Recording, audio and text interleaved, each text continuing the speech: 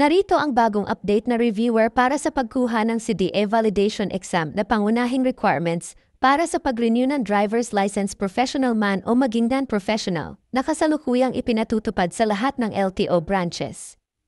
Kaya panoorin nyo hanggang dulo at sigurado pasado agad kayo sa unang take pa lang.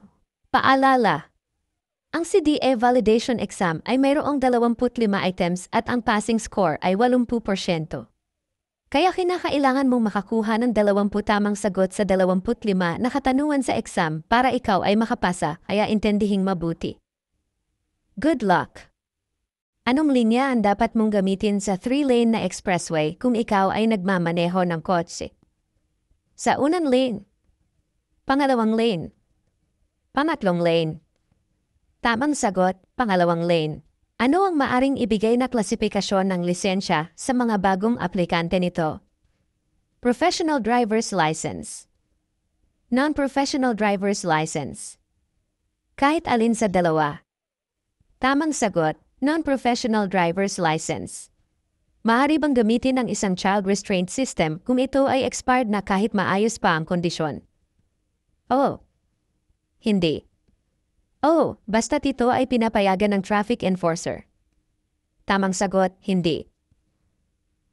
Ano ang tamang edad upang magkaroon ng lisensya? 16 na taon. 17 na taon. 20 taon. Tamang sagot, 17 na taon. Sa pangkaraniwan, anong sasakyan ang maaaring gumamit ng pangatlong linya ng expressway? Sa overtaking lamang. Mga kotse lamang. Para sa mga trucks at buses. Tamang sagot, para sa mga trucks at buses. Ayon sa Children's Safety on Motorcycles Act, ang isang batang wala pang 18 taong gulang ay hindi maaring sumakay ng motorsiklo sa mga pampublikong kalsada maliban kung ang bata ay komportable na maabot ng kanyang mga paa ang footpeg ng motorsiklo, ang kanyang mga kamay ay maaring masalikop ang katawan ng driver, at siya ay may suot na karaniwang proteksyon na helmet. Nasa maraming mga sasakyang mabibilis o ang pinataw na pinakamabilis na takbo ay lagpas sa 60 kph. Ang driver ay pwedeng mayakap ang baywang ng batang nakaupo sa harapan ng driver at ang bata ay nakasuot ng karaniwang helmet. Tamang sagot, ang bata ay komportable na maabot ng kanyang mga paa ang footpeg ng motorsiklo, ang kanyang mga kamay ay maaring masalikop ang katawan ng driver at siya ay may suot na karaniwang proteksyon na helmet. Saan mo maaaring ireklamo o i-contest? Ang pagkahuli sa iyo. Sa tanggapan ng adjudikasyon. Sa kalsada, bago umalis ang enforcer. Sa alinmang tanggapan ng adjudikasyon. Tamang sagot, sa tanggapan ng adjudikasyon. Ang 30 araw na suspensyon ng lisensya sa pagmamaneho ay ipapataw kung ang paglabag sa trapiko ay mabigat. Kung nabigo ang driver na bayaran ang kaukulang multa sa loob ng 15 araw. Kung nabigo ang driver na bayaran ang kaukulang multa sa loob ng 72 na oras. Tamang sagot, kung nabigo ang driver na bayaran ang kaukulang multa sa loob ng 15 araw. Ang isang kompartamento na nakakabit sa gilid ng motorsiklo na hindi tataas sa upuan ng motorsiklo na itinuturing na accessory nito. Top box. Customized top box. Saddlebags box. Tamang sagot, saddlebags box. Maaari bang gamitin sa pampublikong daan ang motorsiklo kung ito ay wala pang rehistro? Hindi. Oh. Kung ang pagbiyahe ay may pahintulot ng dealer nito. Tamang sagot, hindi. Kailan maaring mag-overtake sa isang kurbada? Kung ang nakikita ng driver ay nasa 1 kilometro at kung ang kalsada ay walang guhit na nagbabawal mag-overtake.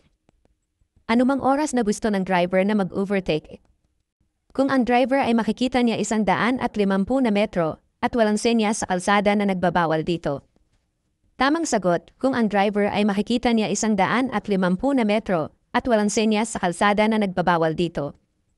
Ano ang maaaring mangyari kung ipagwalang bahala ng driver ang senyas trapiko? Aksidente o road crash? Wala. Sasayang mga pasahero. Tamang sagot, aksidente o road crash. Ilang oras maaaring gamitin ang Temporary Operator's Permit, TUP, sa pagmamaneho? 72 na oras. 48 oras. 24 na oras. Tamang sagot, 72 na oras. Maaari bang gamitin ang duplicate o kopya ng lisensya sa pagmamaneho? Hindi, maliban kung pinayagan ng traffic enforcer. Oo, kung ang duplikadong kopya ay katulad mismo ng kulay ng orihinal. Hindi. Tamang sagot, hindi. Kailan mo maaaring ipahiram ang iyong lisensya sa pagmamaneho? Sa oras ng emergency. Kailanman ay hindi pinahintulutan. Sa mga taong nag-aaral magmaneho. Tamang sagot, kailanman ay hindi pinahihintulutan. Saan maaaring ikabit ang karagdagang lamp ng motorsiklo at patungong direksyon? Nakatuon pa kaliwa. Nakatuon pa kanan. Nakatuon pa ibaba. Tamang sagot, nakatuon pa kanan.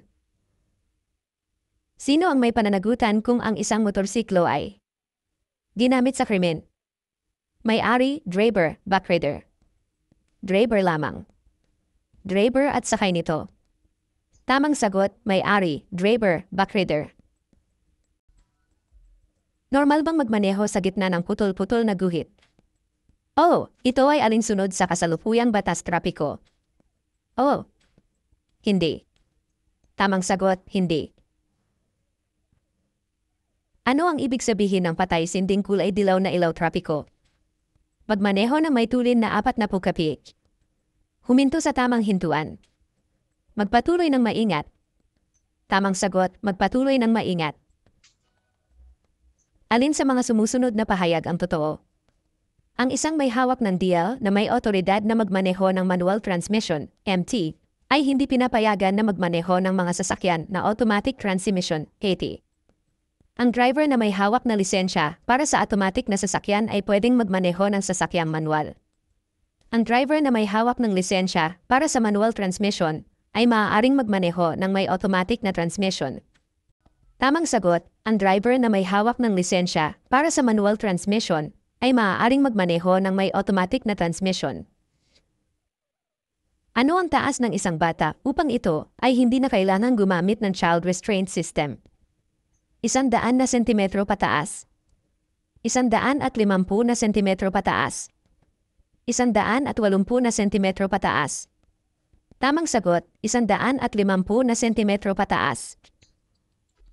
Sino ang hindi sakop sa ilalim ng Republic Act 10-600 at 66 o Children's Safety on Motorcycle Act? Mga batang papasok sa paaralan. Mga batang nangangailangan ng agarang atensyong medikal. Lahat ng nabanggit. Tamang sagot, mga batang nangangailangan ng agarang atensyong medikal. Ano ang mga kailangan para sa pagpaparehistro ng sasakyan? Anti-carnapping clearance. Inspeksyon ng sasakyan at emission test sa LTO. District Traffic Enforcement Clearance. Tamang sagot, inspeksyon ng sasakyan at emission test sa LTO.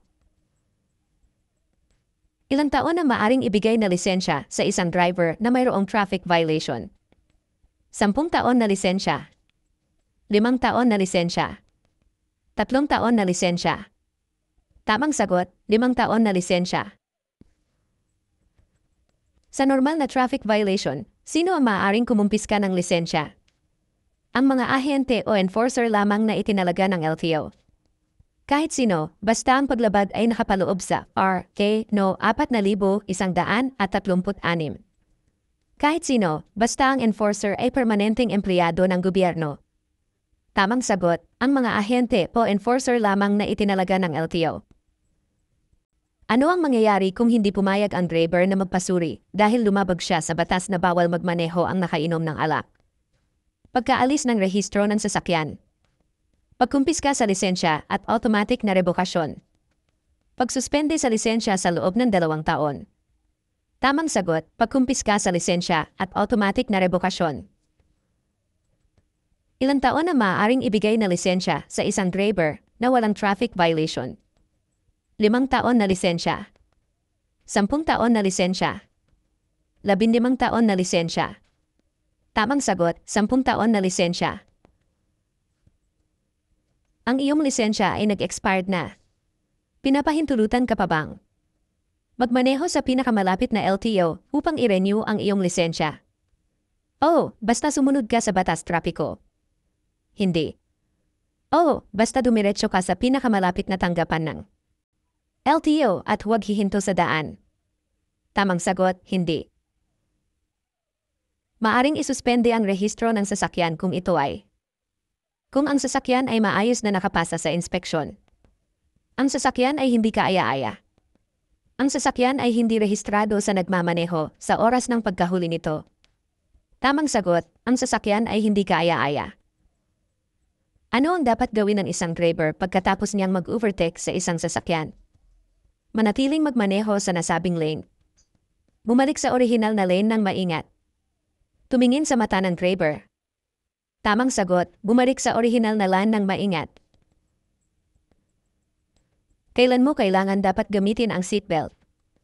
Kung magmamaneho sa malalaking pampublikong daan. Kung nagmamaneho ng 10 kilometro kada oras pataas. Bago umabante. Tamang sagot, bago umabante. Ano ang mga pagsusuri na ginagawa upang malaman kung positibo sa alak ang isang driver? Pag-check sa mata, paglakad at pagtayo sa isang paa. Pag-check sa mata, diretsong pagtakbo, luksong lundag.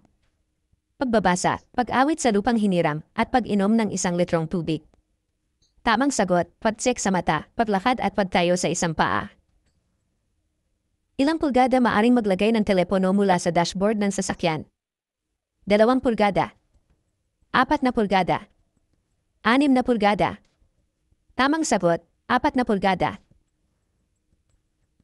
Kailan maaring hindi gumamit ng child restraint system ang isang bata? Kung ang bata ay mahuhuli sa kanyang schedule sa ospital. Kung ang bata ay papunta sa eskwelahan. Kung ang bata ay nangangailangan ng agarang lunas o medikal. Tamang sagot, kung ang bata ay nangangailangan ng agarang lunas o medikal. Ano ang dapat kulay ng headlight? Kahit anong kulay ay maaari. Pula, puti o dilawang puti.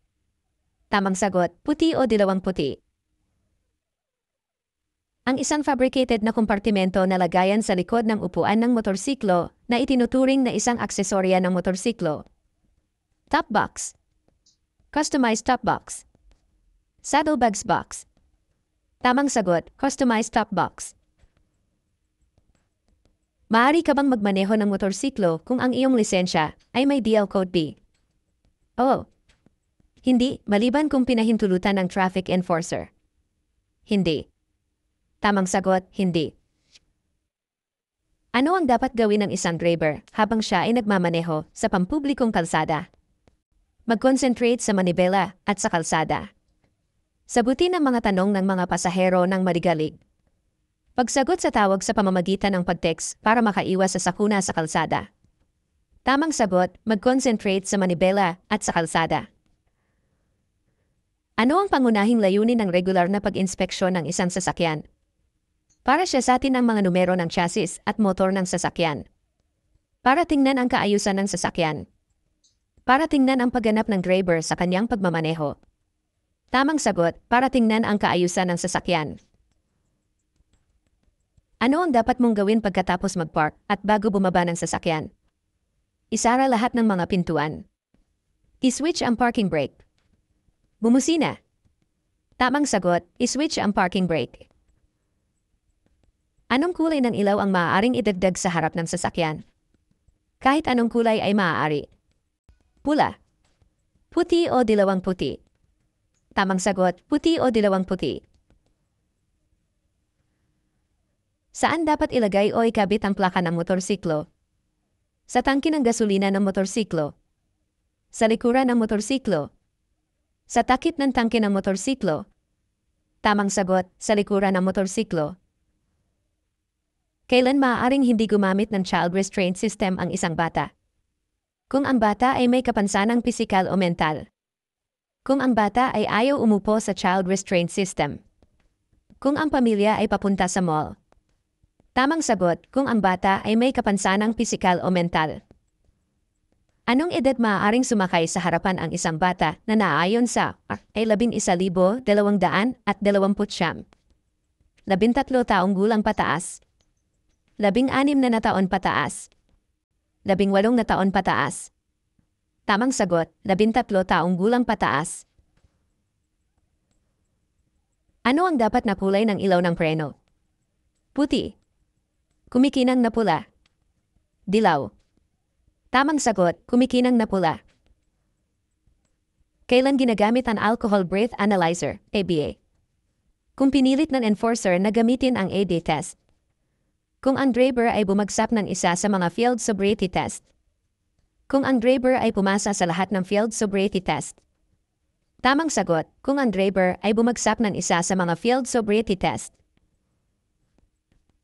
Ang top box ay nadisenyo para sa mga motorsiklo na aprobado ng DTI ay hindi na kailangan ng inspeksyon, rehistro o mahuli basta. Nakakabit na maayos at ligtas sa motorsiklo. Makakakarga ng 2 na buong helmet. Lahat ng nabanggit. Tamang sagot, lahat ng nabanggit.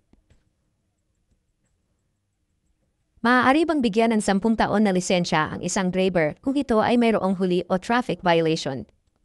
Hindi. Oo. Kung ang penalty ay nabayaran 15 taon bago mag-renew. Tamang sagot, hindi. Ano ang dapat gawin ng isang driver kung ang isa pang sasakyan ay gustong mag-overtake? Ipagpatuloy ang naturang bilis. Bilisan ang takbo. Tumabi sa gilid ng kalsada. Tamang sagot, ipagpatuloy ang naturang bilis. Sino ang mananalo kung ang bawat partido ay hindi malampasan ang stress o tensyon? Wala sa agresibo o sa biktima. Opisyal ng adjudikasyon. Insurance company. Tamang sagot, wala sa agresibo o sa biktima. Ano ang dapat na kulay ng ilaw ng plaka? Puti. Pula. Anumang kulay ay pwede. Tamang sagot, puti. Salamat sa panunood. Pa-subscribe po at panuorin ang kasunod na video.